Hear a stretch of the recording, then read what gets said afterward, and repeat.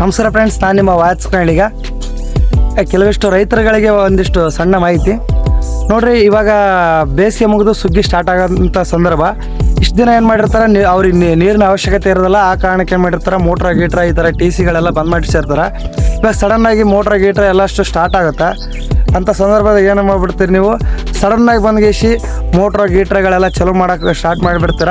ಆ ಟೈಮ್ನಲ್ಲಿ ಏನು ನಿಜವಾದ ತಪ್ಪು ಮಾಡ್ತೀರ ಅನ್ನೋದ್ರ ಬಗ್ಗೆ ಒಂದು ಸ್ವಲ್ಪ ಮಾಹಿತಿ ಕೊಡ್ತೀನಿ, ಬನ್ನಿ. ಏನಾಗಿರುತ್ತೆ, ಬೆಳೆಗಳು ಬೆಳೆದಿರುತ್ತೆ, ಹಸಿರು ಗಿಡಗಳ ಬೆಳ್ಳಿಗಳು ಬೆಳೆದಿರುತ್ತೆ. ಇದು ಡೈರೆಕ್ಟ್ ನೋಡ್ರಿ, ಸೀದಾ ಮೋಟ್ರ್ಗಳಲ್ಲಿ ಹೋಗಿದೆ. ಇಲ್ಲಿ ಕರೆಂಟ್ ಪಾಸ್ ಆಗಿ ಡೈರೆಕ್ಟಾಗಿ ಇದನ್ನ ಮೋಟ್ರನ್ನೇ ಟಚ್ ಮಾಡಿಬಿಟ್ರು, ಇಲ್ಲ ಈ ಥರ ಬೆಳೆಯಲ್ಲಿ ಇಲ್ಲಿ ಲ್ಯಾಂಡಿಂಗ್ದಲ್ಲಿ ಏನಾದರೂ ಬಂದ್ಬಿಟ್ರೆ ಸಡನ್ನಾಗಿ ಶಾಕ್ ಹೊಡೆಯೋಂಥ ಸಂದರ್ಭಗಳಿರುತ್ತೆ. ಮತ್ತು ಇಂಥದ್ರಾಗ ಹಾವು ಚೇಳು ಈ ಥರ ಹೋಗುತ್ತೆ.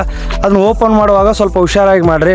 ಇಲ್ಲಿ ನೋಡಿ, ಎಲ್ಲ ಮೋಟ್ರ್ಗಳಲ್ಲಿ ಎಲ್ಲ ಹುಳ ಹೊಕ್ಕೊಳ್ಳೋದು, ಚೋಳು ಹಾವು ಇನ್ನಿತರ ಹೊಕ್ಕೊಳ್ಳುವಂಥ ಸಂದರ್ಭ ಇರುತ್ತೆ.